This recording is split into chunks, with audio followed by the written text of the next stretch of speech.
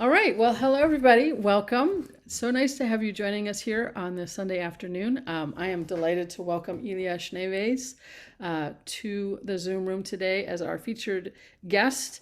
We're going to dive right in, but I know Ilya as a phenomenal accordion player who I don't get to play accordion with very often, and also a bass player and a flute player and a small stringed instrument that I don't know the name of player and kind of a multi-instrumentalist and poikist and creative person, drummer, came from the drummer land, creative person in many dimensions.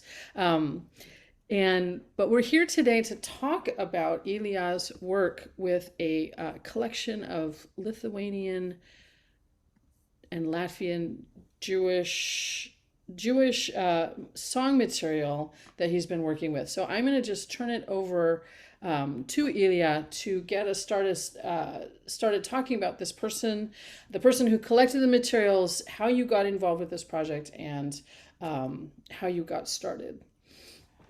Okay, thanks, Christina, and thanks, Klezmer Institute, and everyone for making this possible, and for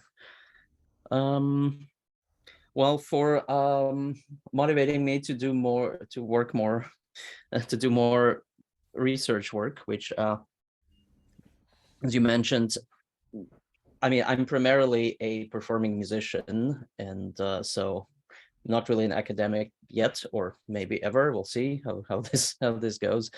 How easily I can get another degree, and but I'm accidentally got involved with doing research with this particular project, and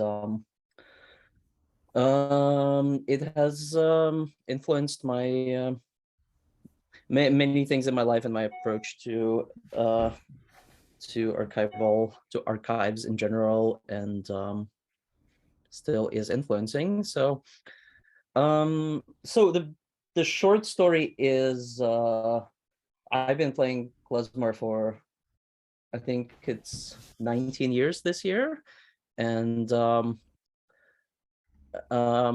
actually started in the Jewish community in Riga, where I'm from, and with a small klezmer band that became known as Forshpil, which is now a project that I and Sasha Lurie are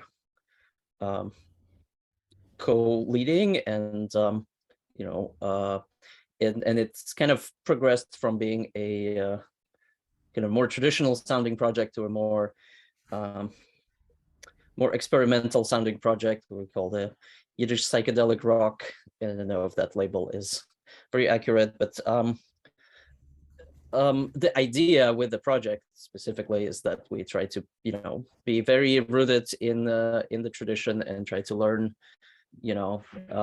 try to really like dig into the sources and find old recordings, and find old kind of repertoire that's not very popular maybe, and really dig into the style, and then make music out of it. And it can either be traditional sounding music or very kind of maybe further away from the tradition. Again, like in my view, it's still all what is tradition. So one of the in the Jewish community in Riga, there's a Jewish museum. It's called Museum Jews in Latvia, where our friend, who is also the director of the museum, Ilya Linsky, is an amazing person and scholar.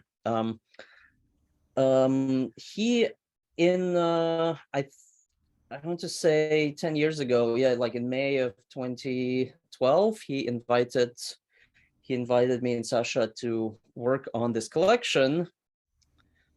They were doing a permanent exhibition in the museum on the Jewish music collection of Latvian composer Emilis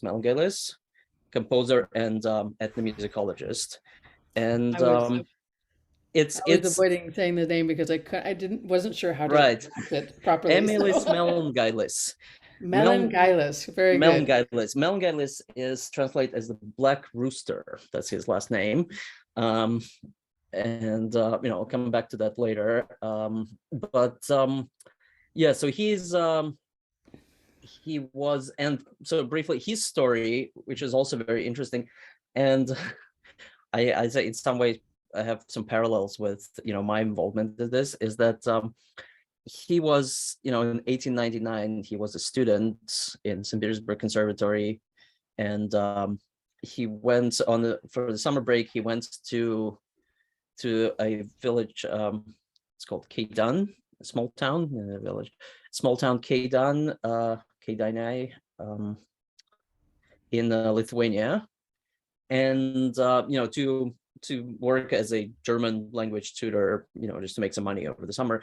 And he had never done ethnomusicology. Like, he studied some stuff. He had some encounters with, like Russian composers, and maybe he had some encounters with Jewish, like St. Petersburg School Jewish composers, who were also at that time just about starting their work on, collecting ethnographic material and then turning it into into interpreting it as musicians.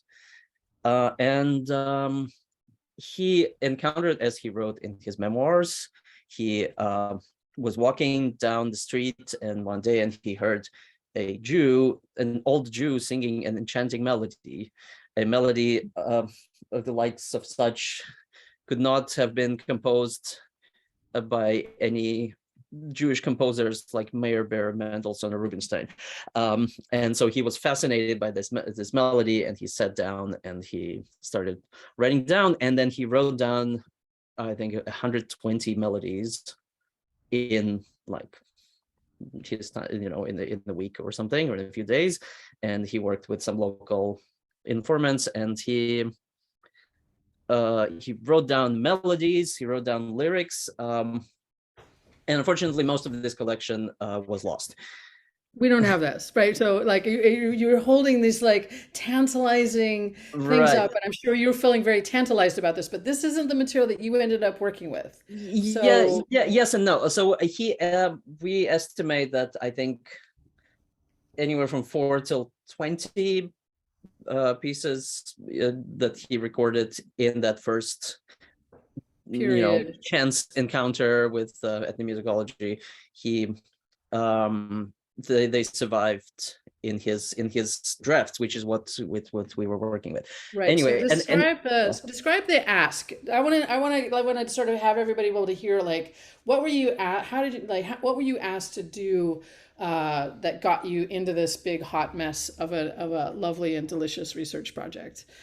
right. So basically, so Ilya Linsky, said, how about they wanted to have a exhibition, like a permanent exhibition, where you would have some of the pictures of these, transcriptions that he made, and then you could, like put on headphones and press a button and listen to some of the recordings of those transcriptions.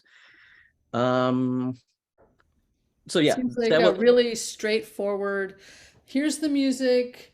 Why don't you just, make some recordings and then we'll just put them in the exhibit. Like, what is that? That's not hard, right? Right?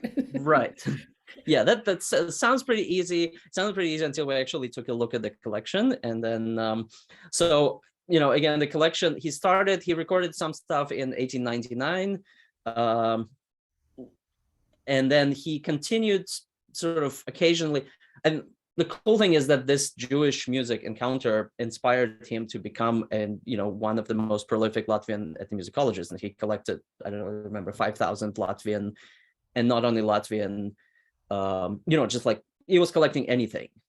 I think he briefly, at some point, like lived in Kazakhstan or something. He collected music there. He was just unstoppable. He's You got the the bug. Bergovsky of, That's fantastic. So I'm curious, because like we have this, what we're going to be looking at kind of at your journey, as a person who kind of comes in as a musician and an interested person who gets connected with the museum, and then now we're at the beginning of your journey when you've been asked to do this very simple, in big air quotes, thing.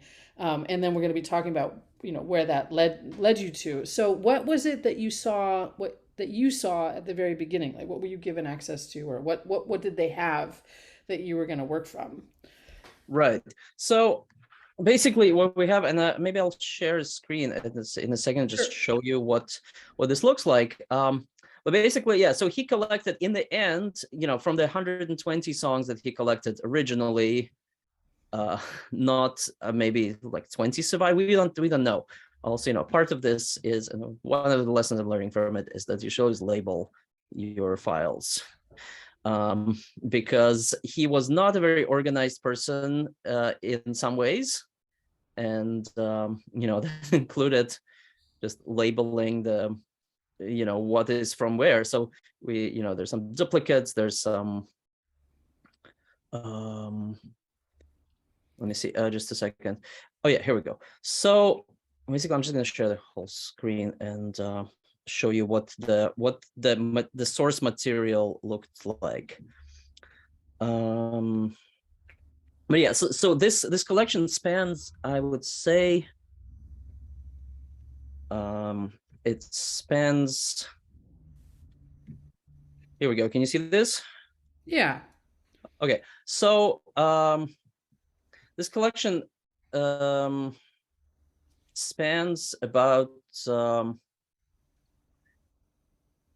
let's see, 1899, and then he recorded something in 1928, and he also recorded something in like occasional things throughout his life in different parts. So these are the two places in Lithuania that he recorded, in Kaidan and Šiauliai, and then he recorded more stuff in Latvia, because he was from Latvia, and that was his main area. And so there are occasional things here and there. There's one that's labeled Riga, there's one that's labeled, a few that labeled Ludza, but again, we don't actually know, because you'll see this is what it looks like. So this is the notebook, and then this is what it looks like. It says Jewish folk melodies collected by Emilis Melgelis in the summer of 1899 in Lithuanian small town Kaidan. Written with the passion of a person who is on their first field trip and who really wants to get it right, and they're writing down who they are and where they are and what the date is and everything. And then it sounds like what you're describing is that, like, that best practice sort of fell by the wayside later on in the notebooks and stuff. Yeah. Well, so this is, what we're looking at is a notebook of his, not drafts, but he rewrote this. So the original thing he wrote in 1899 was he gave it to the St. Petersburg Geographical Society, and it was lost sometime, probably during the revolution. At some point it was lost. So, and apparently, according to his notes, it was very detailed. It had all the song lyrics. It had song lyrics in Hebrew and Latin script, because he worked with a local informant. And it had, extended notations, I would imagine, and, more information.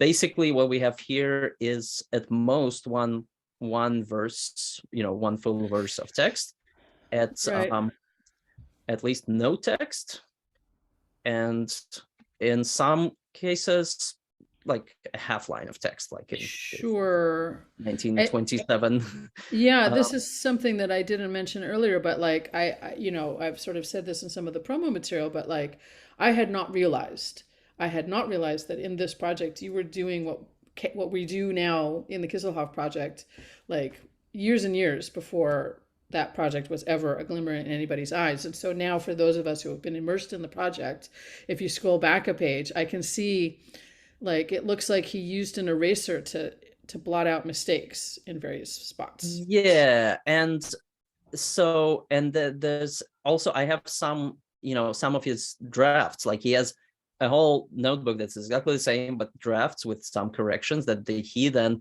copied. And then there's some, there are many questions about this. For example, let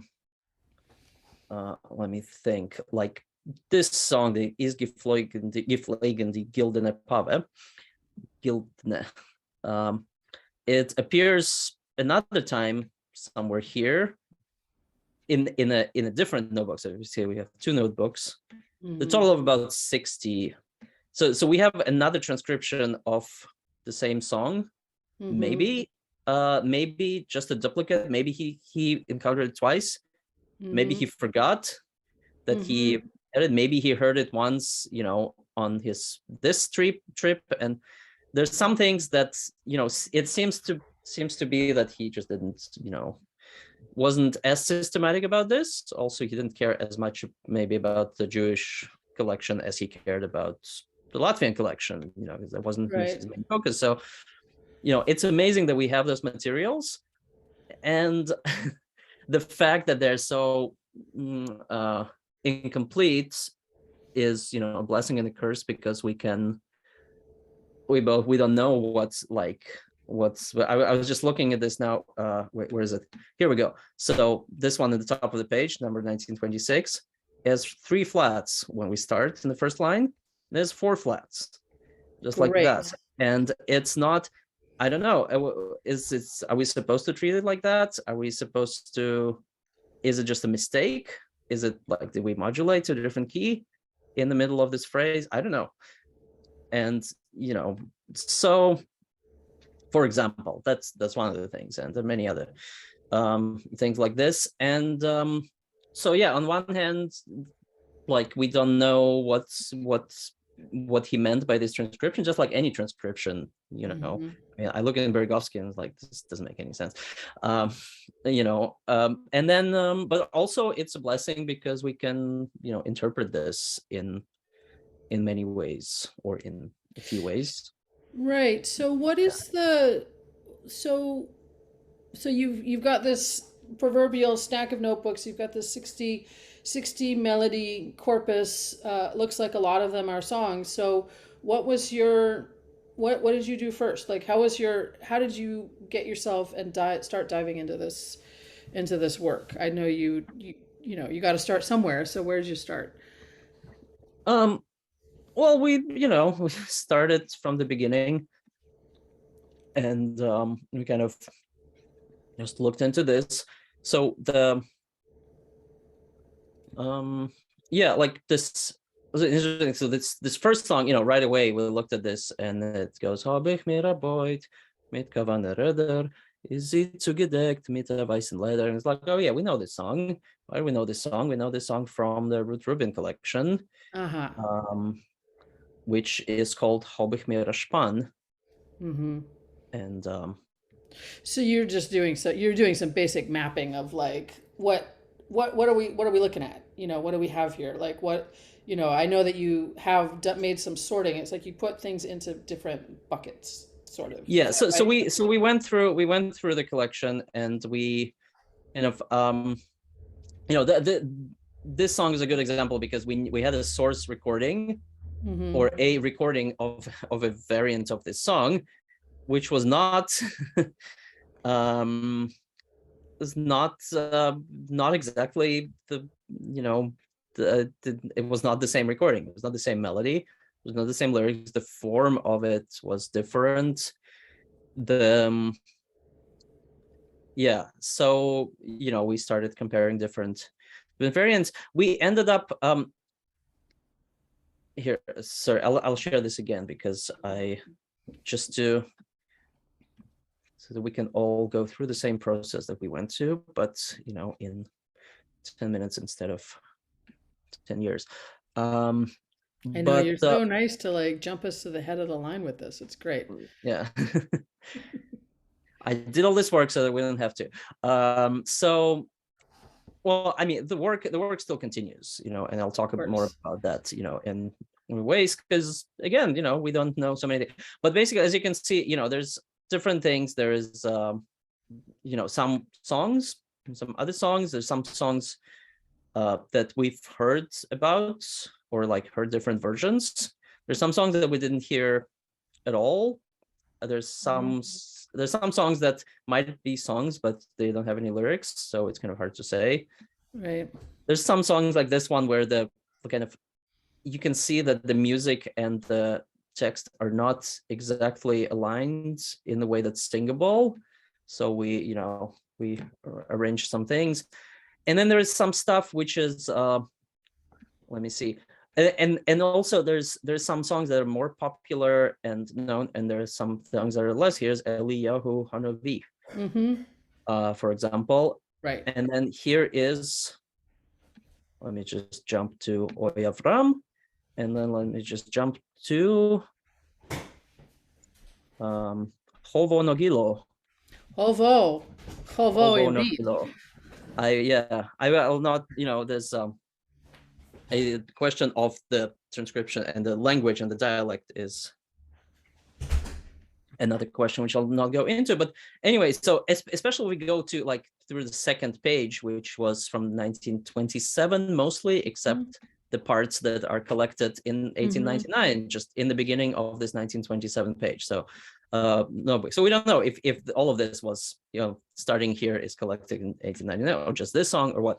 But there are also a lot of, often Pripyat, Dirigelt, that kind of stuff, which is, more popular songs, which, again, one of the points of this is, what is this folk music? What kind of folk music is this? Is this Latvian folk music? Is this Lithuanian, or is this popular kind of Jewish music that people, I think Havnagil or Afin Pripyat or something was not something that was, traditionally sung for centuries in Latvian. I mean, it definitely wasn't. And then the question is, did someone learn it from somewhere? And well, to what extent is this relevant to our process? Well, it's interesting. I mean, Sherry just asked in the chat, was he Jewish, right? And I just wrote back, no, not to anybody's knowledge. It definitely was not. Definitely not. And so that actually is kind of it presents an interesting question, because maybe somebody who was Jewish and who already knew that Dirigelt was a commercial recording, or that Eufen Pripyat was a widely available commercial recording, might not have collected somebody singing that to him in a village, Right. So there's like that stranger's gaze, on the subject population. That is just another component to sort of grapple with as you're analyzing the material. And also, well, there's that, and there's also, from the opposite side, there was definitely some sort of self-censorship by Jewish researchers who were, again, like, do we record this because it's, or publish some stuff that represents the Jewish culture in the best way possible. There was I don't remember the name of the collection. I'm sure some of the noted colleagues will correct me. Collection which only published, was like in the late 19th century, only published liturgical music, because that was deemed the serious music, and it just completely ignored folk songs of any kind. So so in a way, this guy who had no filter, he recorded whatever he heard. And so that's interesting. Do you know if he recorded only men singing? Did he record women singing? Is that visible at all in your? It's not visible to you in the notations. No, I don't think there's any. I mean, there is some indication of men singing, specifically, where it says sung by this name of person, sung by. Yes, name of person. Here we go. Sung by Abram Lotsov, born in 1907 in Ludza, recorded in 1927 in Ludza. So a 20-year-old person guy who is likely, we suspect, again, and this is all just theories, that he was either lived in pre-state Israel for some time or not, because this particular notebook has a lot of early pioneer Chalutzim songs Right. for Do you, example. do So you, okay, again, it's like we have some like bits of information, but yeah, I don't know if he recorded women. I think he might have, but we don't but have a way to know, or you don't yeah, have a way to we know. don't really have, we don't have the way to know. I would say, I mean, from the point of repertoire, and I actually am not so familiar with like the historical practice. Did men sing women's songs? Like a song, Well, from a woman's perspective, did men sing that? Would somebody sing, Spazieren, like a song about a woman falling in love with a man and then being cheated on right. Would you be from a willing to woman's? put up this? I want to continue that conversation, but Yeah, would you yeah. be willing to put up that slide that you have that kind of shows your categorization? I The think that's categories, yeah, helpful yeah. Let me for see. Let me see where it is. people to get a sense of things. Um, I am not enough of a qualified. I don't know enough about the song repertoire to know anything about the whether a male guy, a male person would perform a song generally performed by women in the context of a fieldwork situation. I mean, my instinct is no, but I don't have it. I mean, I honestly have not. Only instinct. I have not thought about this question until this moment. To Okay. be to be completely honest, as I just assumed that everybody sang everything, or maybe it was only women singing women's song. I mean, Are there any women's songs in this corpus? there are songs from perspective of women. Mm-hmm. Actually, I take it back. I mean, definitely, this this song, the Gildene Pave, it is from a woman's perspective. Mm-hmm. Oh, yeah, I mean, any of this. So yes, I guess the answer is some men sang some women's songs.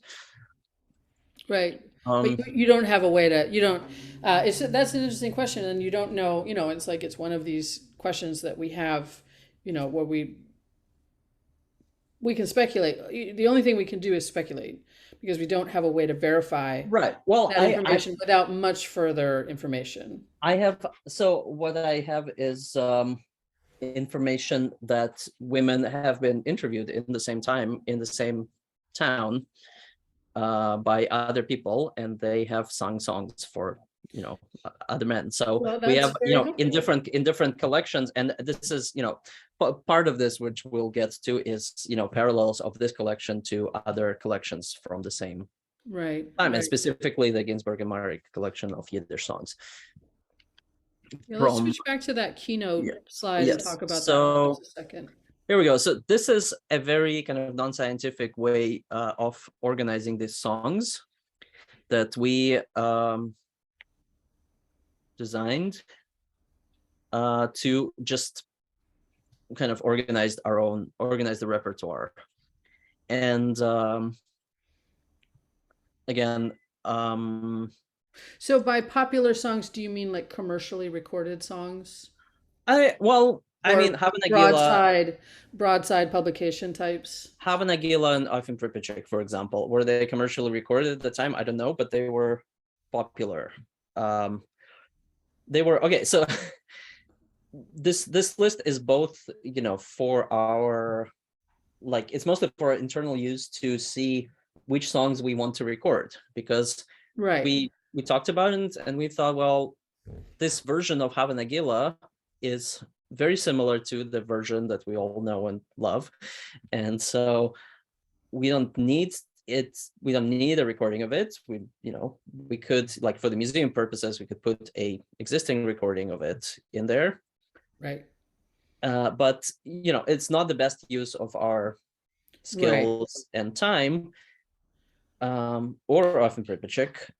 Right. So by popular songs, you mean like songs that had a very wide circulation, like across sort of Ashkenazic territory, whether or not they had a named composer, they were just very widely known. Whereas maybe the folk song category is songs that had maybe a smaller circulation in your knowledge.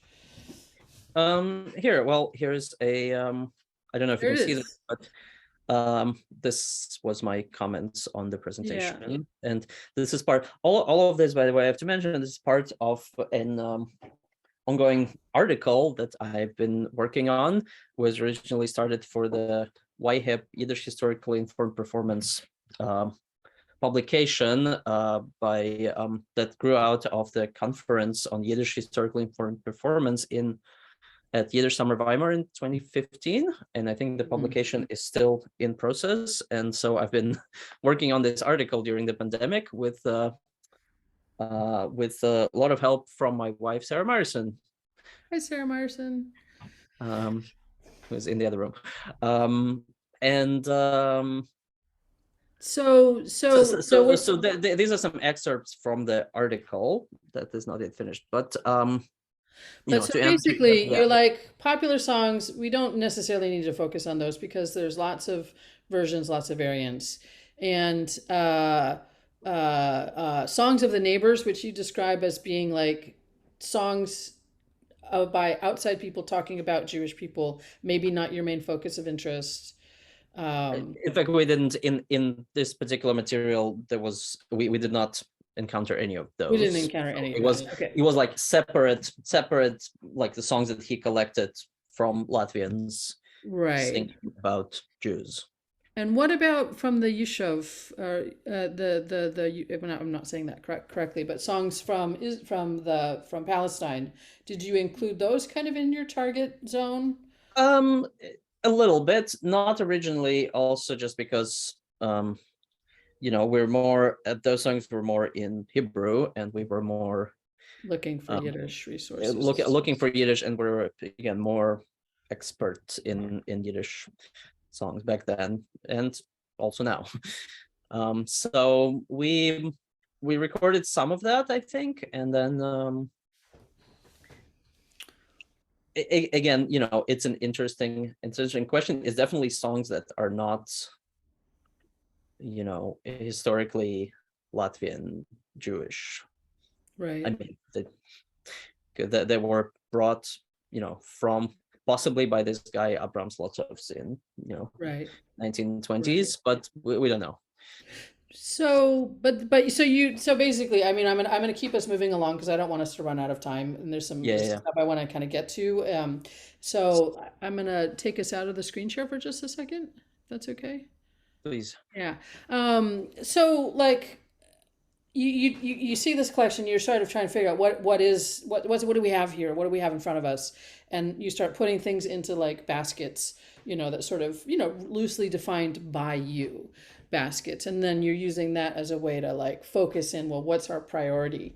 So I'm curious to know, like now, like what was your process as you're like, now you've narrowed in on a number of tunes that you want to select and perform for this purpose of recording for the archive. So like, I don't know, maybe you can walk us through like one or maybe two of those songs, and kind of shows your process. Because if I had a look at sort of a draft of your article, and what I see there is that, and I've experienced this myself, there's a certain amount of vertigo that you experience as you start looking closer and closer and closer, and you think, oh, well, okay, here it is. It's music on the page. There's some text. I can perform that. I can bring my knowledge of, not my knowledge, but my knowledge of Yiddish song, if I had more, or my knowledge as an instrumentalist, and I can bring this and I can apply it.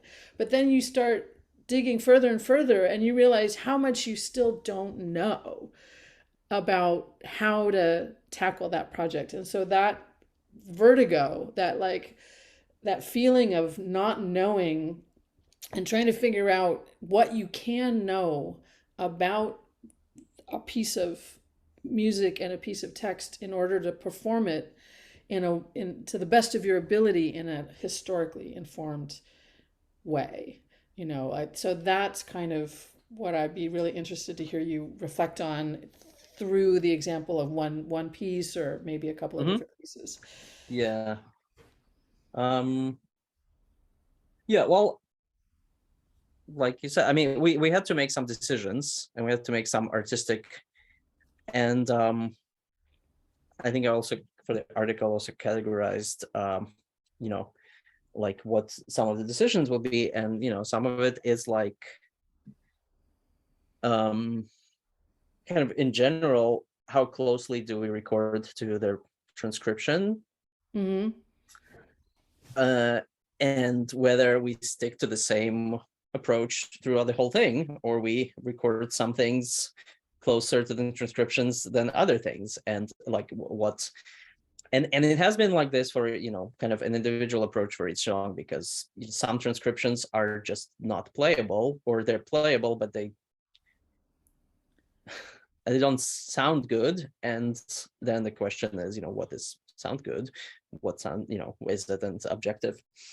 Did you find him to be an unreliable narrator in some ways, like in terms of writing down the musical notation, or like what is the tension that you encountered? I'm just curious. Like, I think so. He is at times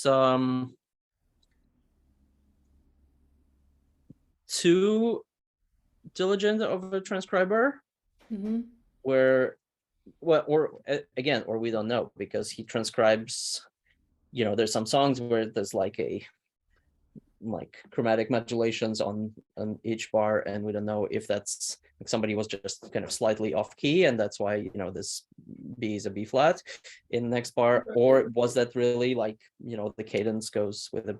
I can show you some examples in a second, but and then in other cases he didn't care. There's a song which it's clearly the downbeat is not where he wrote it. He's not where he wrote it, and like I tried to force myself to play it that way and to hear it that way. Is that song that it goes da da da da da da da da da da da da da, there's also again which is written down as or something like that, where the downbeat is kind of in the middle of the bar. Wow. Which I don't know, like maybe somebody sang it like that. Maybe that's how it's supposed to be sang. But what is the value of us trying to record this in that way? In that right. way, is there value? Is there a value? Right. There is some. It's like kind of in some way like the the Belf project, where they recorded the Belf all of the hiccups. Yeah, like with all the mistakes, which I think is a really cool thing. And again, what is the goal? What is the purpose of these recordings in particular, and what is the purpose of how badly am I willing to play for the sake of authenticity versus how much do I want to make music? And are you reproducing authenticity, or are you reproducing a misunderstanding or a lack of understanding on the part of the original researcher? I mean, as Sherry had mentioned, or as Ilana had mentioned, thank you, Ilana, in the chat.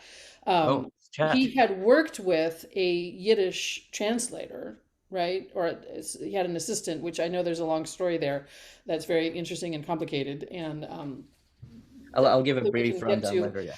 But you don't have also wax cylinder recordings necessarily to know whether that singer was just maybe kind of feeling their own thing on that day, and that he didn't know the inflection, the proper kind of way that a Jewish person would have understood that informant singing and performing that song. Like, so you don't are you reproducing his misunderstanding, or are you reproducing some variant that may not make sense to us today, but which might have been in circulation in a genuine way? And you have to make a choice, right? You have to make an informed guess. And the more I learn about things, and the more I learn from other sources like the Kisselhoff and the Bergowski archives and everything, the more I learn about why, and the more I transcribe stuff myself, I guess, the more I learn about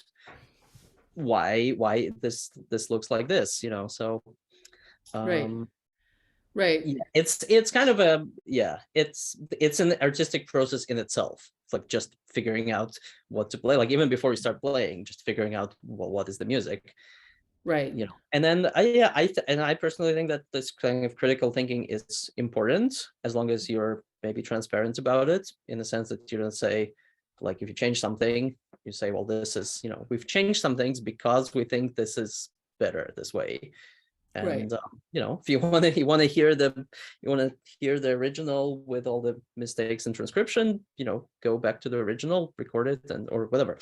Right, you can go and sit with yourself and sort of try to perform what you see, what you see visible on the page, But we have made the choice to render a performance that is more like the more commonly understood way to interpret this song, because we think it's more important to convey the meaning of the lyrics, rather than an artifact of timing in some way. Right. And in many cases we kind of just had to make had to add to this, because there were really only a few songs which have like I said, at most one full verse. Mostly it's like a line of text. And I know you went down a very, very deep rabbit hole with many of these tunes, but I don't know if you can talk to us about the coach driver song seems like a pretty cool example of you taking that one little snippet of text and your melody and really trying to expand your universe through doing research in other archives and with other resources and stuff like that. So yeah. Okay. So yeah, I can briefly talk about it, because again, this is the bulk of my article, is like analyzing I don't remember what, 15, maybe 10 different variants of the same song, which is Habe ich mir erbeut or Span, or Soll ich seine Rov, as I can play you some examples later. Yeah, that'd be great. But actually, so I'm going to go to the very end of this, because as I was saying, there was some places where there was not a full text written in, and here's like the very last thing in this notebook is it has the word was wir sein, which I guess means was mehr seinen. He was a German speaker, so he also kind of influences his Yiddish and his understanding of Yiddish. And I don't think he thought very highly of Yiddish, to be fair. He thought it's like a corruption of German, which was a common. That is not an uncommon thing. Yeah, people still think that. Some people, but anyway, so on top of this transcription, it says text from the G. Marek book, page 24. The G. Marek book is not, it's not a person named G. Marek. It is two people, Shaul Ginsburg and something Marek, Pesach Marek, I don't remember. And they're two people who published in 1901 a collection of Yiddish folk songs, mostly Yiddish, mostly folk songs, of, if I'm not mistaken, 385 or something songs, only lyrics, no music. And part of the reason was that there was not a lot of musical material collected. And part of the reason was that they couldn't, I think there were some technical issues with publishing music. And I think they just figured out, we're just going to publish the lyrics. Like as engraving or as in copyright? Probably, yeah. I think so the way they collected material, and this is, connected to this story in a way, they collected it they just published this letter in a few magazines. They're like, and hey, yeah, your folk songs. Yeah, exactly. There's like urged local people to collect folk songs and send them back in. And right, so people were not, these are people who are like not trained in like music notation, probably. I mean, yeah, exactly. Some of them were, some of them weren't. We don't know. There was I don't remember how many informants, say about 50 or something, like from different parts of the Russian Empire, Jewish pale of settlement. And what's interesting for us, and it was collected around the same time. It was like 1898, I think, is when they published it, and then when they published the call for submissions of Yiddish folk songs. And so I mean, I think that this is, if you want to, well, you're looking for that. I mean, I think this is actually Yeah. also like quite common practice at the time. Like, I think there's like some of the English song collections, like some of the child ballad things, they were collected as text. Like, there were many, many collectors who were not really interested in the musical shape of the melody. They were much more interested in the text and the variance in the text than, much to the chagrin of us, like 100 and more than 100 years later, who really wanted that melodic content. But like between the probably the greater expense of engraving with music and the sort of predilection for analyzing text, like you can see why they might have just chosen to write down the text. Right, right. And it's interesting because some of it, so at this around the same time, Joel Engel was collecting stuff and arranging music, and he published okay, here we go. So, and some of those transcriptions were sent to him by Ginsberg and Marek, and actually some of it was he says in the introduction to his volume of the Yiddish folk songs that he arranged for piano and voice, that there were some transcriptions in there as well. In some of the submissions, so like Ginsberg and Marek, they received some transcriptions, they just didn't publish them. But again, we don't know what was the state. And one of the theories is, and this has been going on like a year later, maybe some of the transcriptions that Melngelis made in the same place ended up, being sent to Ginsberg and Marek. Right. I don't know.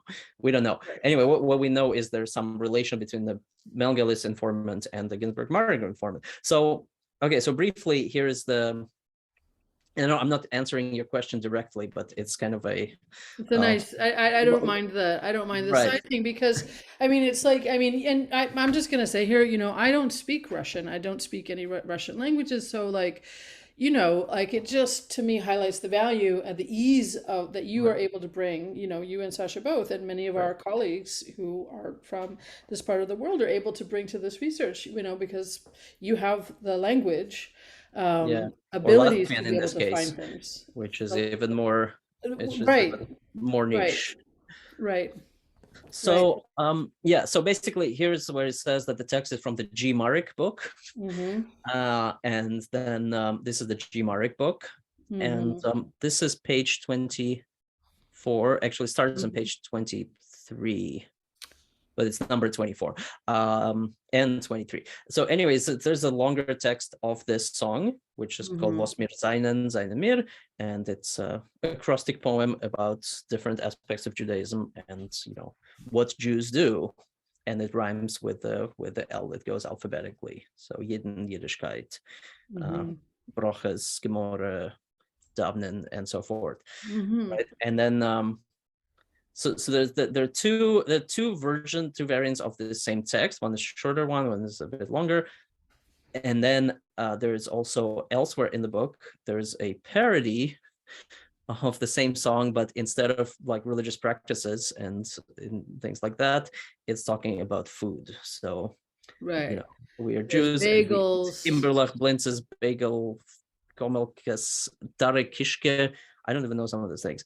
Hammentaschen, Teglach, Yoich, and so on. Right. So amazing.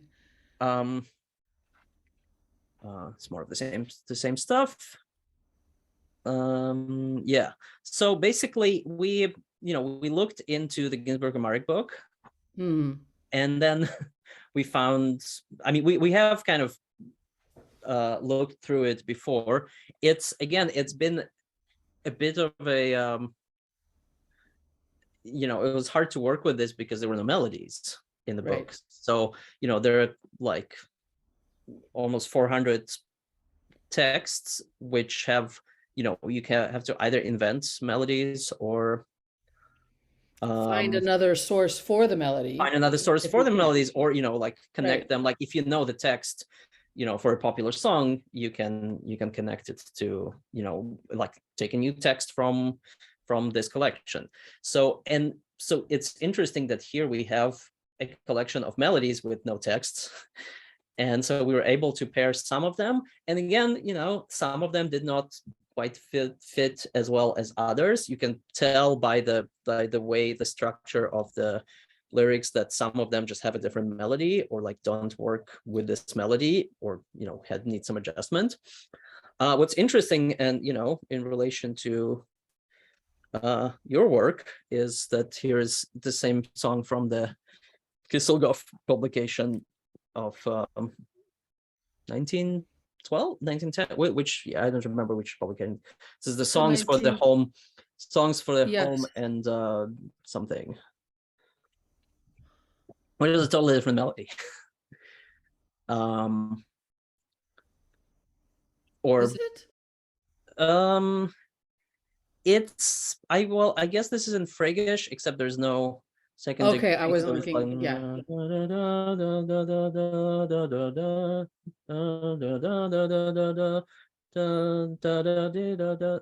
No, sorry, I'm learning wrong. Mir seinen mir, aber jeden seinen mir, was mir, sing it. Aber jeden, yeah. Da da da da da da da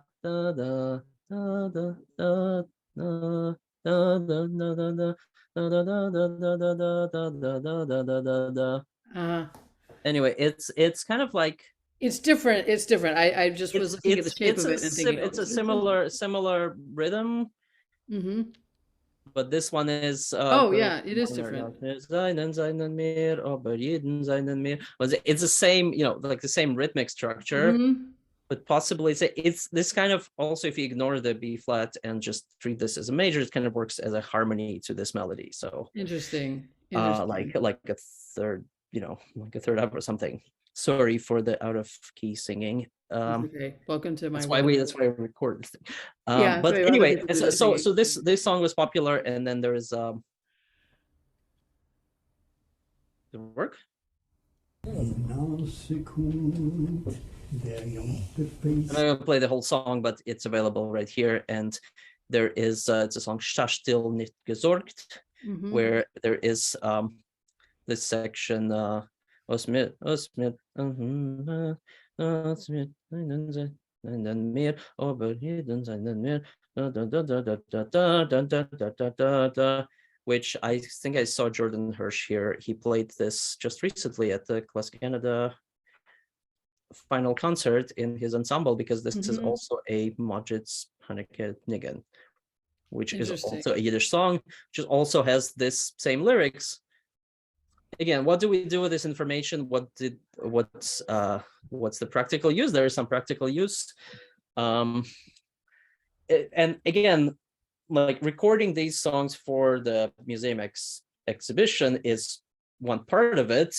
That's not my main gig. And so, like from the start, we were also thinking about, well, what can we do with this music, and what can we do with this like, can we use this to create new music, or to create old music, or whatever? So, and actually in a few hours I'm flying to Riga and we're going to rehearse for this project with Sasha Lurie and Craig Edelman and our Latvian colleagues, whom you probably don't know, but hopefully we'll know soon. We'll know very, very soon.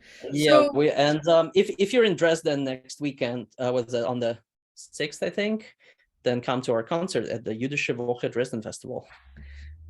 And where you'll be performing some of this material. The idea is to kind of take this, stretch it out artistically, and perform. So we're working with Latvian musicians, and we're actually taking some Latvian songs from different collections, and kind of making it into a fictional yet somewhat historically informed music that never probably happened, with like Jews and Latvians playing together in this way, but it is happening now. So that's fantastic.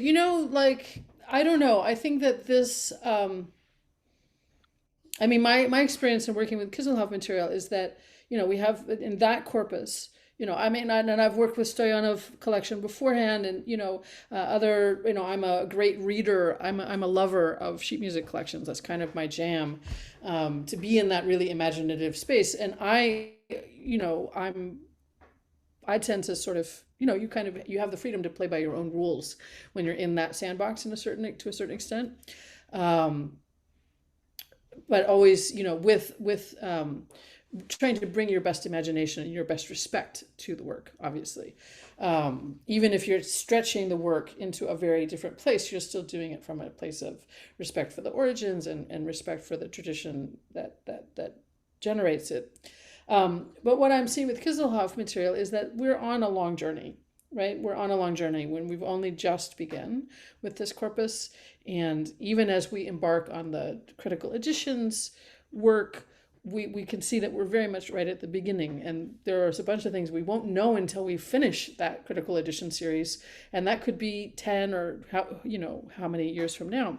So you told me, I asked you, would you play some of the recordings from that session, and you very politely said, I'd rather not.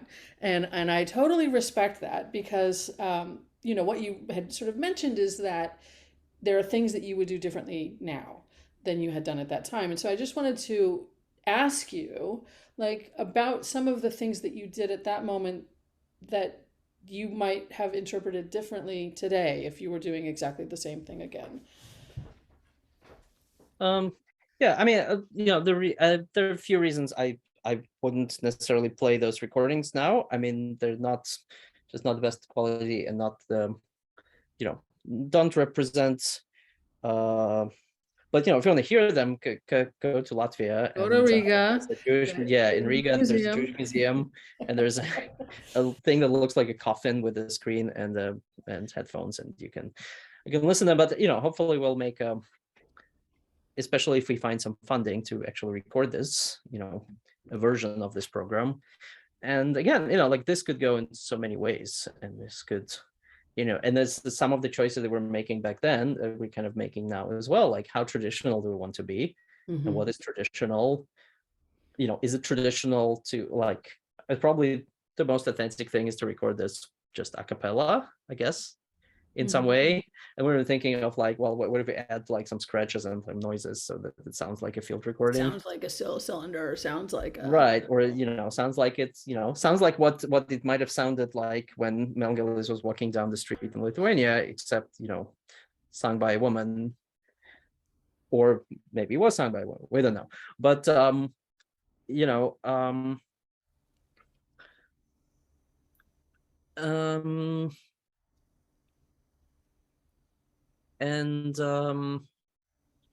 yeah, like, those kind of choices.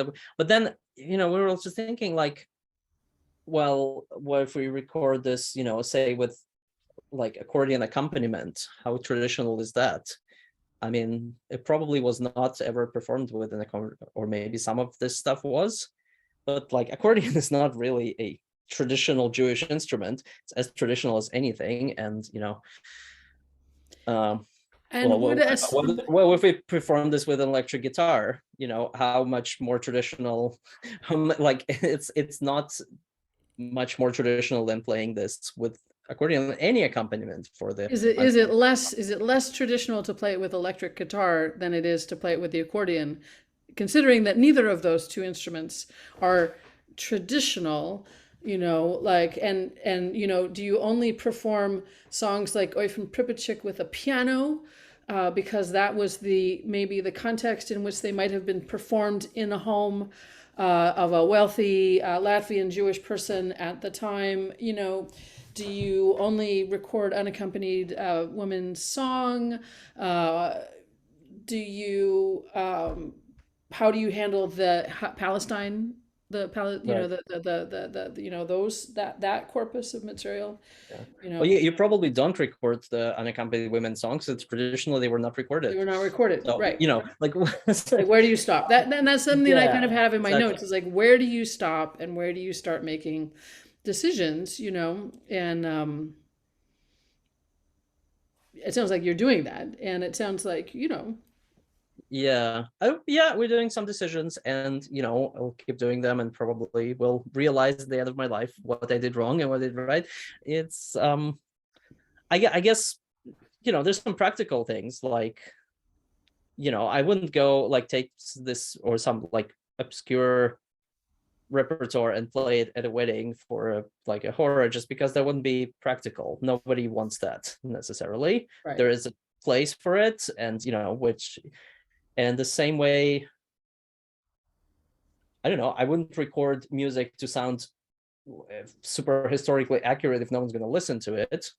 And in the end of the day, if no one's going to pay me to If you have do no this. audience, what is the purpose Right. of creating that?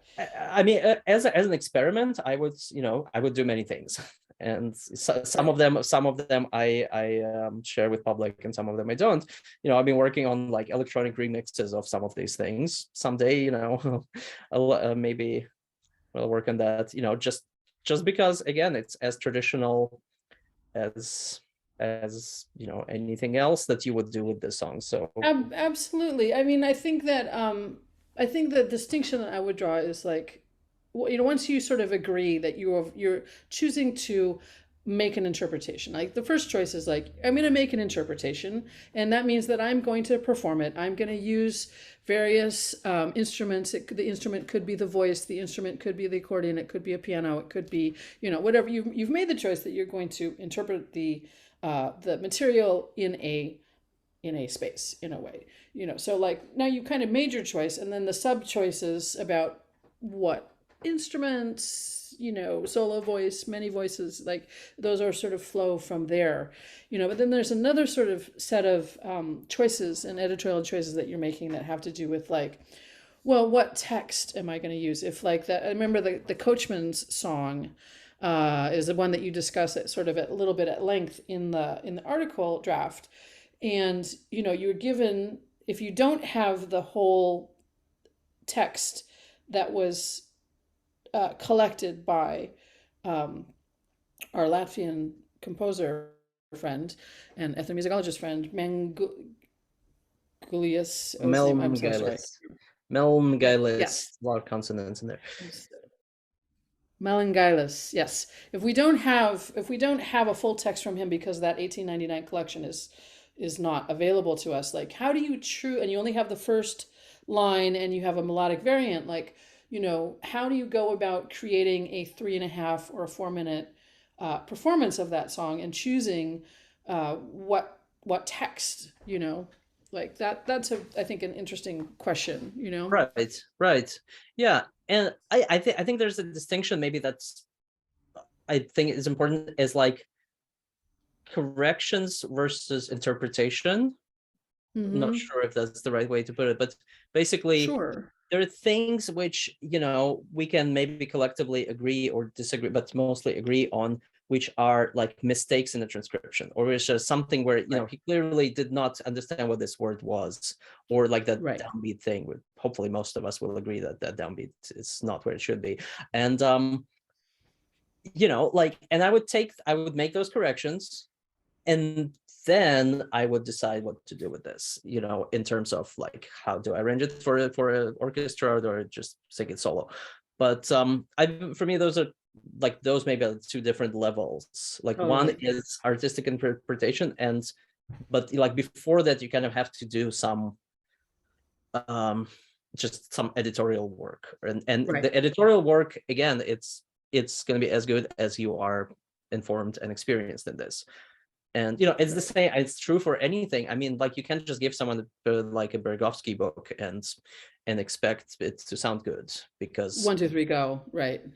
Because like, and I look at some of those tunes and like, I don't even know how to interpret them, and some of them I do, but it's it's a long process which needs, I don't know, I wonder if someone will, or has someone made an edited version of Bergovsky, like a version where, like a playable version, like a version with maybe chords and with some like fixed repeats and things, like where you just can just take it and say, well, it's like, let's say, arrangements of Bergovsky for people to just take and play. I mean, I know there's some kind of single, like I arranged some things and other people just arrange some things for the performance or for a gig, but like that's something that would be practical, and that's something that would be, that's the academic or scholar practitioner work. That is like where you take your knowledge of the style and you take a knowledge of the repertoire and you make it into a playable arrangement or a set of recommendations how to play it, rather than just taking, Berezovsky and even Berezovsky is already edited, by Berezovsky. So what I'm saying is, it's so interesting that we can't just take the manuscripts for granted. We kind of have to.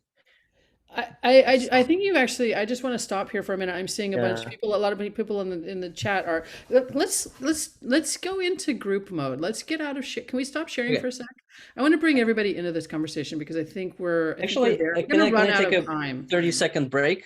Yes, we're going to take a 30-second break. Well, yeah, you can keep going, but I'm going to take a 30-second break. Okay.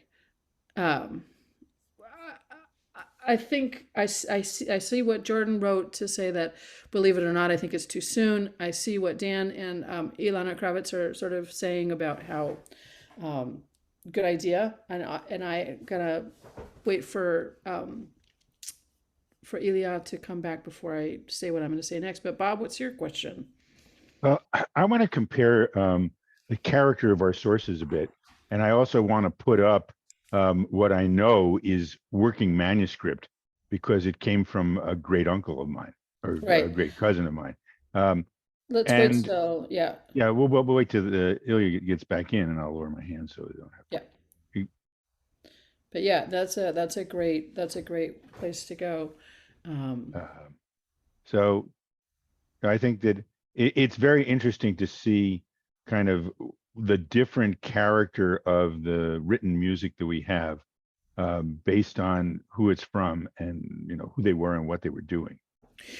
Well, this is interesting to me because I had a thought that popped into my head at a certain point when I was sort of noticing those erasure marks. Like this person has rewritten down the songs very carefully. This person has gone through and they made a transcription and then they rewrote it and they corrected all their mistakes. But, just because they have corrected the so-called mistakes in their transcription doesn't mean that their transcription is correct in a lot of ways, right? Sorry, we missed you. Go ahead and unmute. Bob was talking about the character of our sources and the quality of our sources and a comparison there. And I totally want to go there because I think that's a super interesting conversation to have. But I want to just go back to this Berezovsky question for just a minute. And the reflection that I have is that, like, it feels like up until now, like access to Berezovsky, like, one finding it and getting it, and then like being able to interpret it is like it's like leveling up as a klezmer.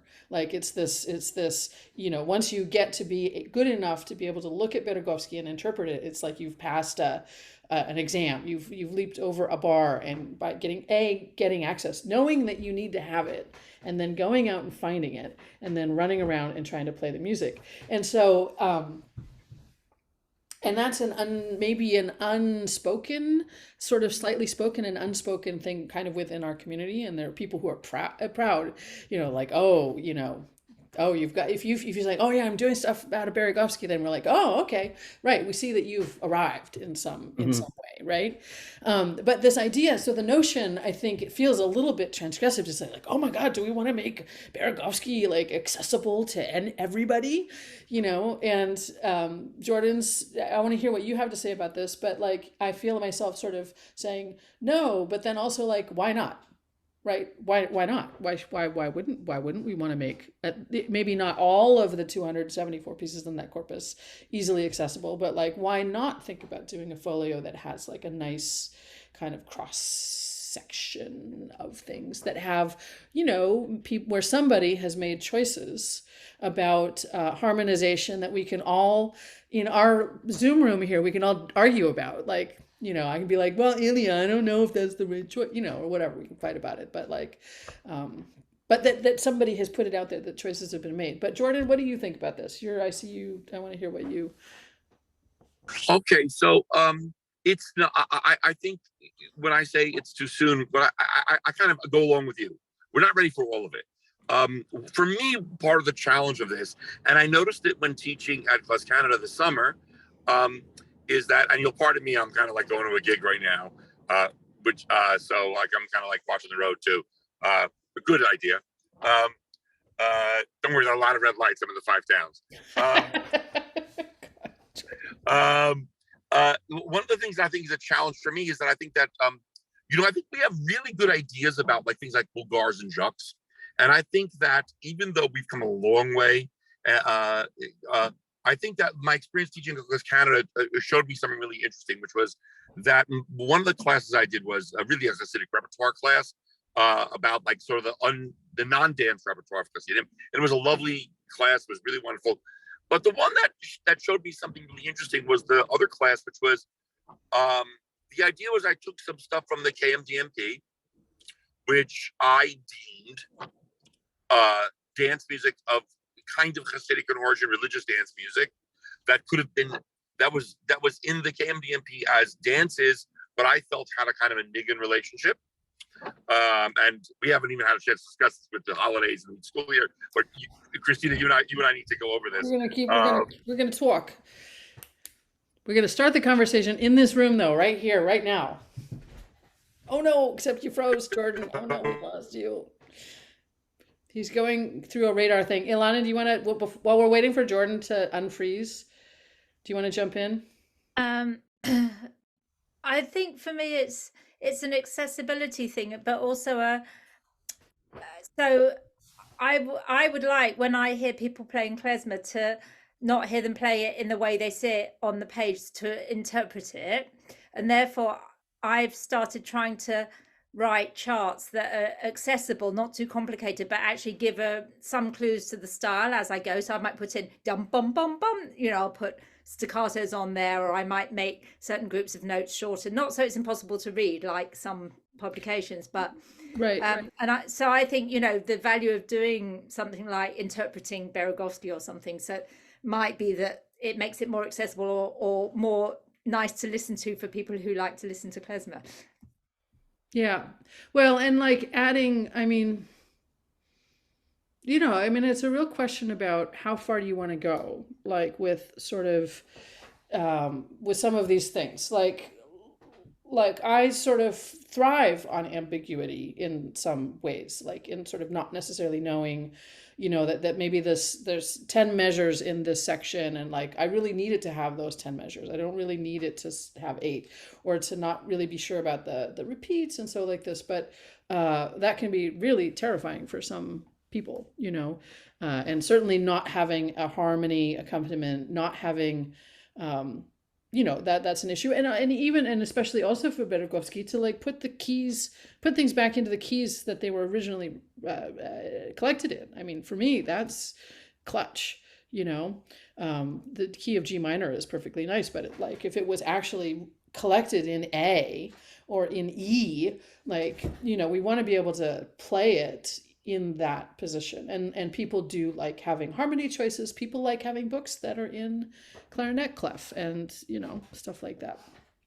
So anybody else want to chime in on this topic before we move over to Bob's topic? Go ahead, Sherry. Yeah, so I have a sort of an iconoclastic approach to archives in general. I feel like, I've never been much of one for doing what a page says or even what a recording says. When I learn a tune, I like to gather together as many variations as I can and sort of somehow derive an essence. That's me, that's my particular mishkas. But I think that, this leads into a larger discussion about what archives are for.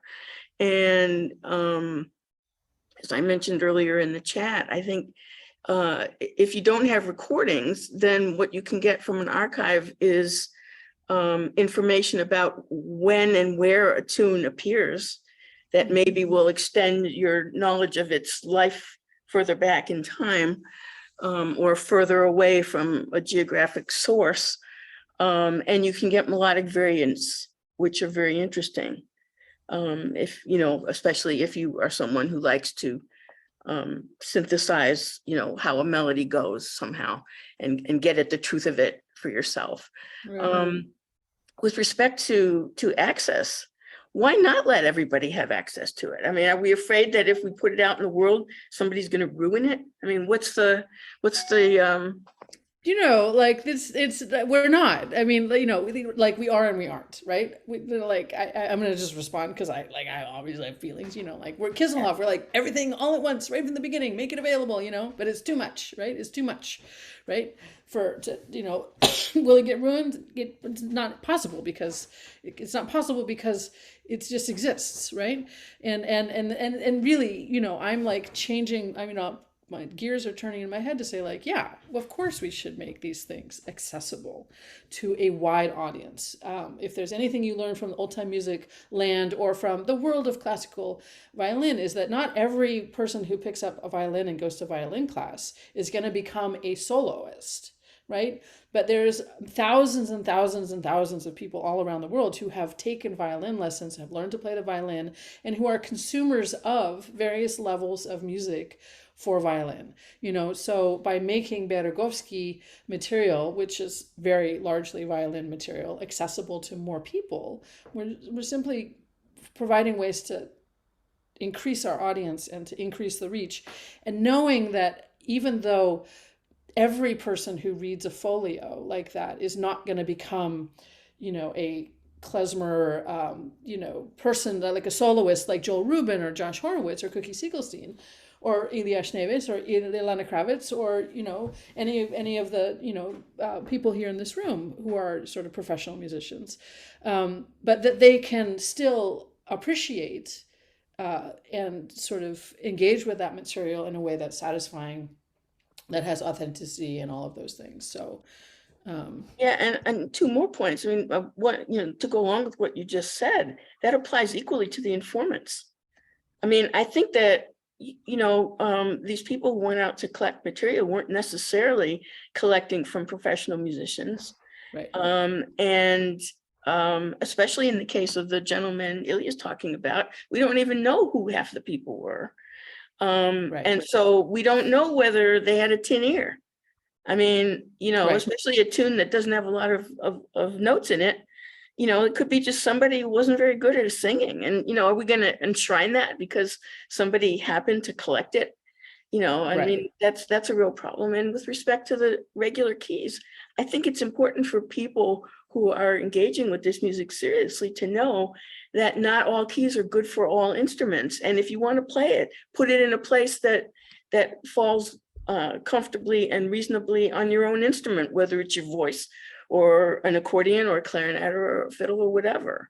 Right. So, I mean, I think that there's a danger in getting too wrapped up in something we call authenticity that really kind of is anti-authentic in a way. Because those guys Totally. sitting back around doing it in 1890 were not exactly saying, oh my goodness, we should be playing this in D Fregish, Right. Well, and we know, and we can respect that Berezovsky put everything in G because he wanted to do it as a, way to analyze, Right. This was a scientific publication, right? So there's a reason behind that, but we sort of just stay there, sort of out of, Right. whatever. I see Janet. I want to hear what Janet has to say, and Ilana, and we're still holding on Bob's question, but this is a really fruitful area of discussion, I think. So go ahead. And I'm back. I see you, Jordan. We see you. Go ahead, Janet.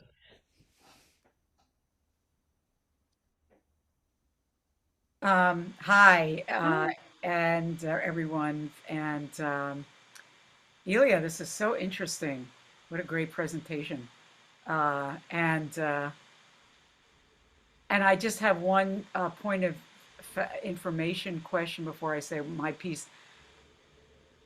What you just showed us, is it some from 1899 and some from 1920 something, did you say? Yeah, it's between 1899 and I would say 1930s actually, but yeah, they're not. So we have some of the dates and then some we're just estimating, but And it what was you- not like one continuous it was right. like, And there are only 20 songs in that collection that no, there's no, I about mean the ones that, yeah, go ahead. there's about 60 songs total in the, like 60 Jewish songs in his whole collection, Right. which is a collection of like 5,000 musical items. But of them, we think that about 20 were collected in 1899, and the rest other places. Some of And them those duplicates, so it's actually less than 60. Okay, and then the 60 altogether were ones that have survived. The other ones have been destroyed. Yeah, originally in 1899 in Lithuania, he collected 120 songs, Yeah. according to his notes, which all disappeared somewhere Okay. during the Okay. revolution. Okay, good. Yeah. So I just wanted to go back to your the questions that you put out about the decisions that you want to make about how to perform these and record them. And I think that on the that from the standpoint of doing that, there's a value in of course there's a value in artistic creativity. It's really important. There's also a value in presenting some sort of stylistic authenticity in the singing, particularly because you just don't know, looking at those transcriptions, how to phrase these things. Unless you already have familiarity with other archival material that is oral, right? So unfortunately, or you grew up in a tradition and you do it instinctively because you've grown up in a still living Ashkenazi Jewish song tradition of some type, right? So therefore, I think that it would be really important for you. If I were doing that, I would want to be sure to sing some of it authentically, as you were saying about whether it's going to be without accompaniment, or even more important, whether it's going to be recitative versus rhythmic, right? Recitative versus metric. That's really important because, just looking at Soll ich sein a Rov, that was the second one on that sheet. Somebody who already knows this material, like orally, or other things like it, might say, okay, do the first part of this, part A, or the first 2 or 4 bars in recitative, more in a recitative style, and then go into da da dee da dee da da dee da dee da da da da. Soll ich sein a Rov, dee da dee da da, like the Ruth Rubin recording. But most people, a lot of people for whom you would be performing or who would be listening to your recording might not be familiar with those archival materials. So then you have a choice about, okay, send them in your printed material that you give along with the recording. You must go and listen to the following archival materials online, or give them a sample of what this is supposed to sound like, because there's so many people out there who are just singing from printed music who really don't have an idea. They have the wrong idea, of what it should sound like. So there has to be some professional, learned approach. So that's what I say to Sherry, that this might, you have to have some people who know what they're doing, who can really direct other. So that's my spiel. Right. Yeah, I totally agree with you. I think, and this is kind of what I was talking about Right. having like the artistic level and the editorial level. Right. Say we're saying like, this is what it's written, but this is how it's probably would sound, or like this is how we think it should sound based on many other, based on our experience and many other recordings and stuff. Right. So like, Right. and this is also like what, at least I like this approach, and this is what we do in Forshpil and like other projects. I mean, like me and Sarah, we did this thing at the Yivo concert, you were there thing, right? Where we kind of, we say like the singing was as traditional as possible, or Right. like very close to the traditional, and then the accompaniment and the things that are going on around it can, kind of reshape the traditional singing maybe. But try to combine this particular, like the stylistic approach, and then maybe layer on top or underneath layer some artistic arrangements and stuff like that. But yes, I agree that. Yeah, so Yeah. I would support exactly what you were saying. I should have just said that from the get-go. Yeah. I also to your point about I think you made some comments earlier on about the women singing, like men singing women's songs, and it just got me thinking, because I was looking through the RUTH World archives, I think, in search of, and I found again some of these songs and other songs, and there are quite a lot of women singing nigunim and religious songs in there actually, Right. and there's some interesting recordings. And I'm curious in general, like Right. Well, hers were later. I was kind of thinking about the earlier, Right. I want to catch. but yeah. I want to interrupt for Yeah, just a second, because I can see that Jordan has arrived at his gig, and so I want to get Jordan to like say the point. There, what you're revving up to a point. So why don't you just quickly tell us the point of the story, and then we'll let you go, and we'll carry on with Ilana and Bob here. Okay, so my point really was, what I was getting towards was the idea that in the experience of teaching some of the Kisselgolf material, which is, I think, more similar to the Beregovsky material in terms of the emphasis on freilachs and redels and bagels.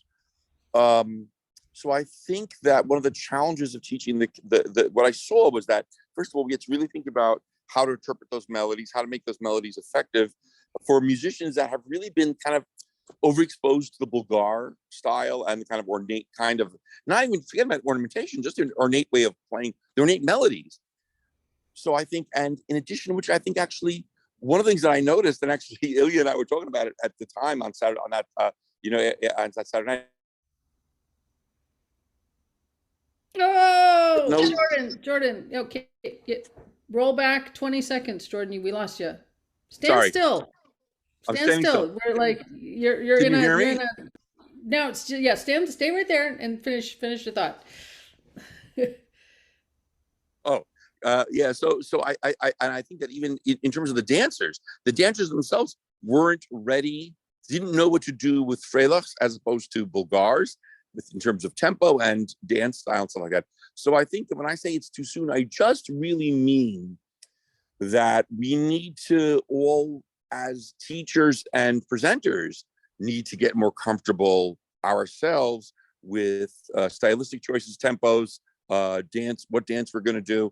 And so I think that to have a fully annotated gig-ready Beregovsky folio may be premature while we still all get comfortable. I think, for me personally, the Kisselgolf work itself has made it a lot easier for me to understand a lot of the stuff in Beregovsky, because just immersing ourselves in that work.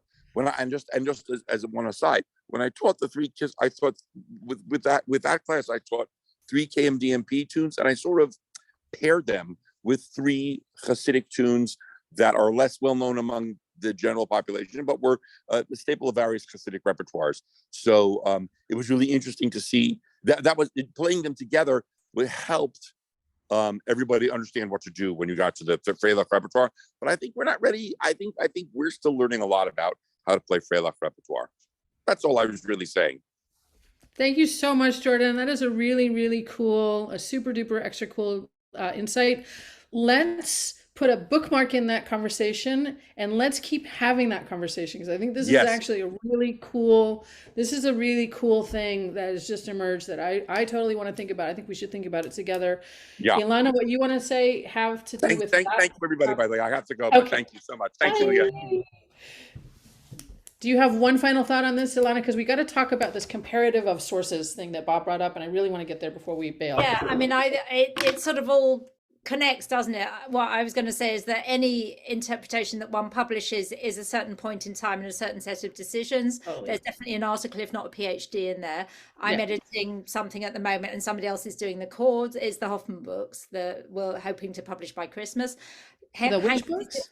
The Hoffman family books, Susan's books. Oh, Susan's books. Great. So we're hoping to publish by Christmas. Hankers is doing the chords. So he's saying, well, in Philadelphia in the 20s, this is what they do. And I'm like, are you really sure?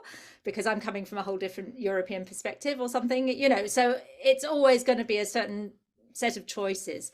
And so to say we can't do it because we're not ready yet, we'll never be ready, because there'll always be different sets of choices. Right. Acknowledge your choices. Say, you got to acknowledge your choices and just say, I've made them, and then move on, So, okay, Bob, you've been so patiently. Oh, I'm a patient kind of guy. All right. know. I'm not gonna do the whole thesis, but I am going to put up something to look at.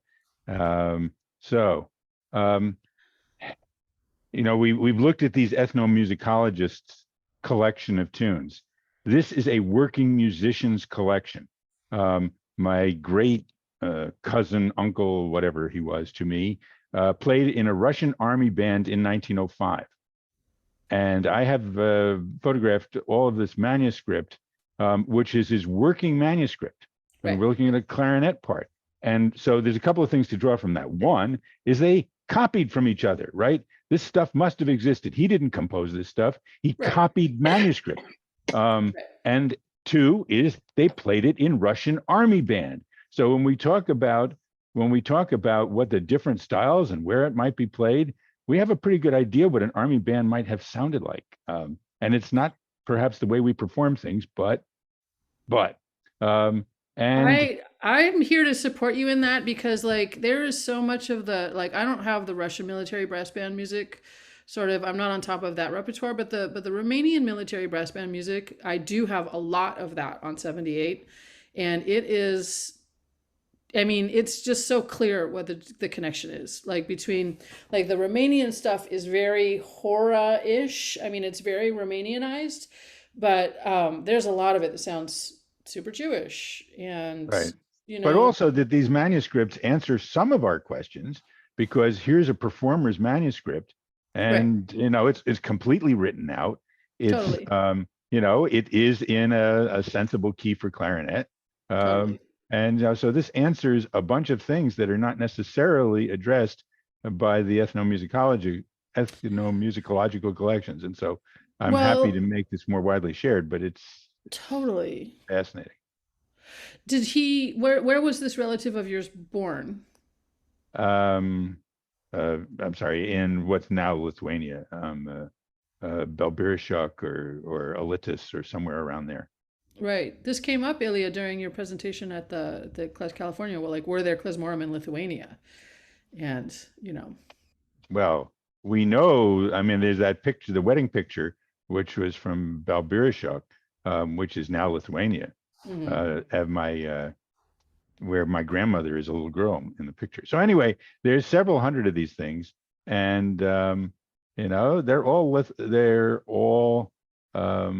some of them are Jewish tunes, some of them are Russian waltzes and marches and all sorts of things like that. Cool collection, Bob. It's a really cool collection. Yeah, I have it up in Dropbox, so I can send you a link to it.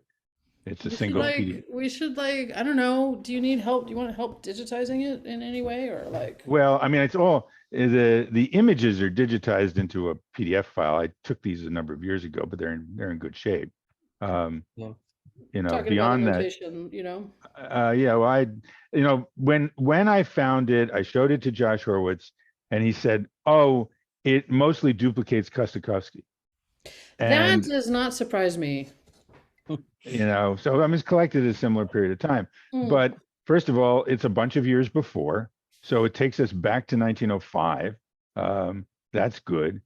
And I said, it also demonstrates to me that there is the copying, which I'm assuming this is all copied. I mean, they must have, if you played in the band, you copied your part. I think that's part of what you did. And they look a lot like some of the stuff that we have from Kisselgoff. They don't look like the stuff from what Ilya was sharing, because that person was not he was not a performing musician. I mean, these are performing musicians' charts.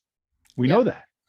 So anyway. And we didn't, we have, I think back to Berezovsky for just a hot minute, Berezovsky was not a working klezmer.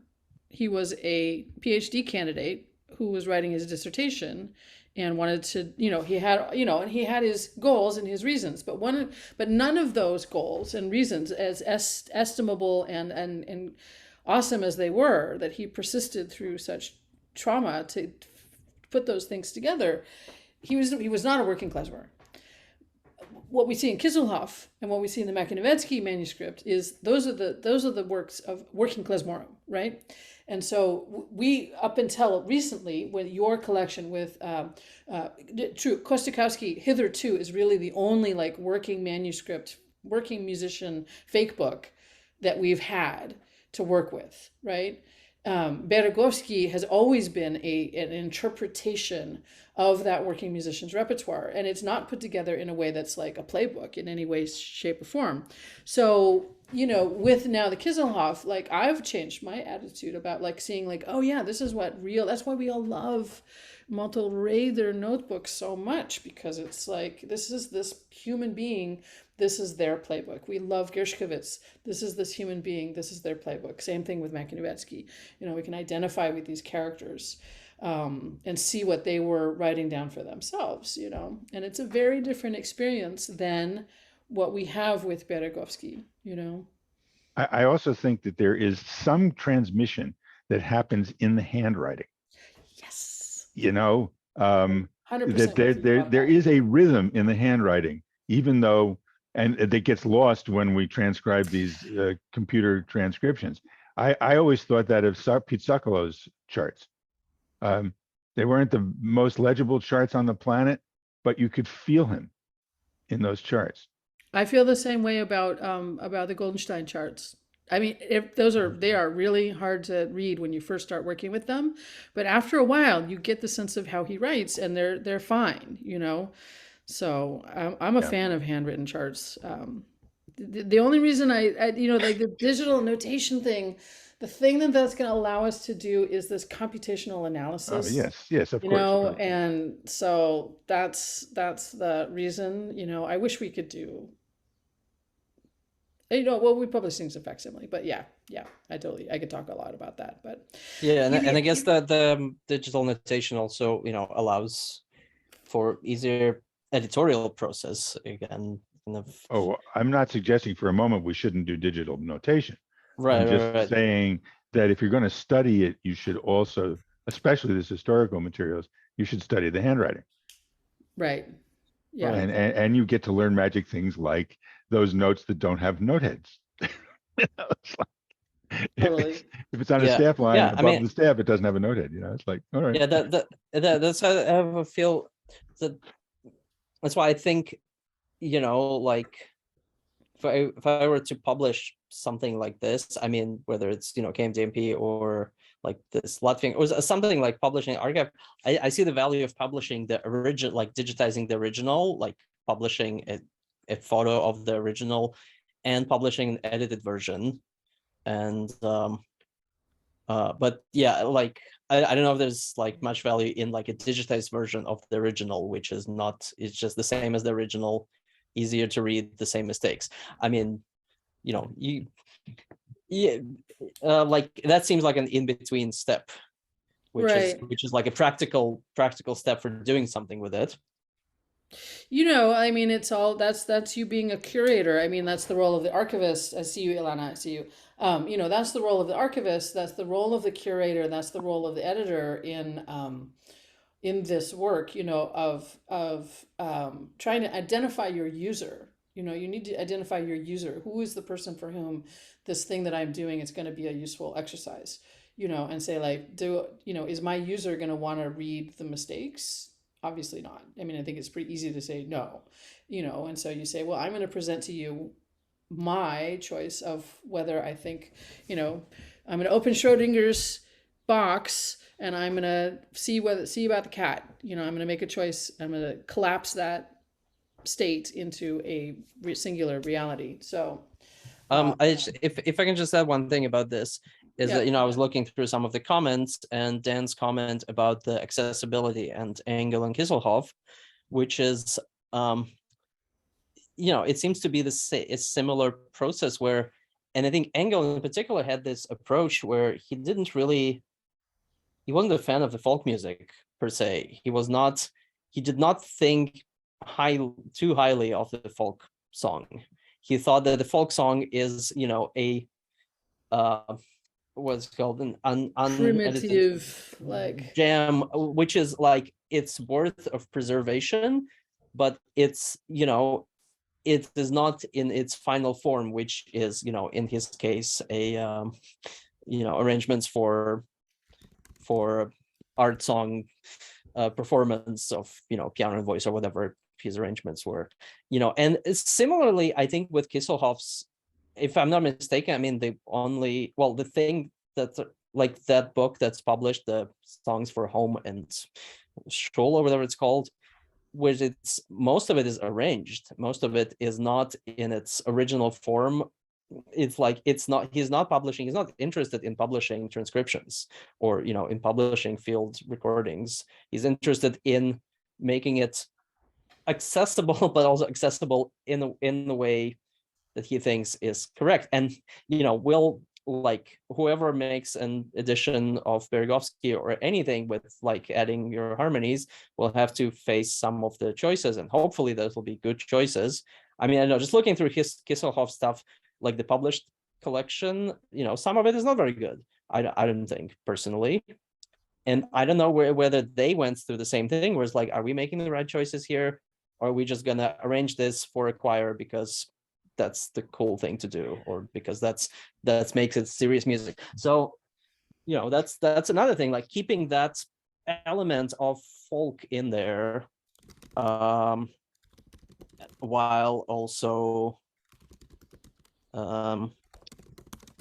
making, well, I guess, I mean, that's the point of historically informed performance and practice, that you're not just making random choices and not just trying to make everything sound like classical music, because classical music is right is superior. Right.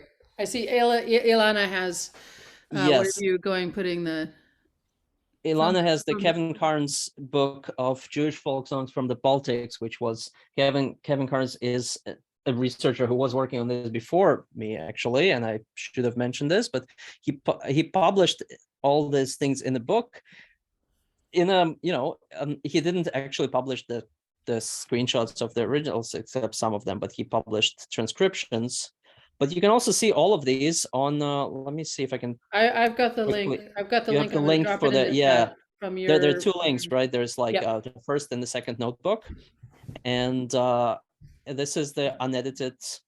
It's pretty cool that the Latvian Folk Archives put out everything, like, and they still keep digitizing stuff, and they put it out. I mean, they digitized the whole National Library in Riga is digitized, and now everything is mostly searchable. So speak to those. Can we go back to the Latvian, the Baltic Jewish folk songs? I mean, so these melodies that you're talking about are in that book. Did you just say that? yeah, it's that all of these melodies actually are in that book. And Kevin, what about the editorial choices that were made there? Like, can you speak to that? So Kevin did a great in a way that job. won't get you like well, is this being recorded? Yeah, but I would say the same thing to Kevin, is that, and I only briefly met him online recently, but he did a great job in research. Like, he spent a lot of time in the archives in Riga. He's this is one of his focus. I think he's he's doing a bunch of stuff, and he is where is he? In Brown? He's somewhere in university. He's You can not where say he. words, Ilana. You can. I forget. Brenda is maybe, I don't know. But anyway, he made a lot of research and he found a lot of sources that I wouldn't have found. And then I think that partially because he doesn't like, there's some things where he like translated Yiddish lyrics as if it was German or something, like he didn't have enough. And I think there's a better, if you're interested, can find, there's this critique of this book somewhere online by someone who really picks it apart for what it is and being like, well, like, because there's some places where he says this song seems to not have do not appear in any other collection, and then like in that article, and also where we found like that it does appear in other collections, and it's not a unique song to that, and like he makes some conclusions that are not, they're not as it makes it sound very unambiguous, but in fact they are very. There's more ambiguity maybe than he leaves account for. Yeah, well, and again, this is like coming back to kind of me encountering the world of ethnography.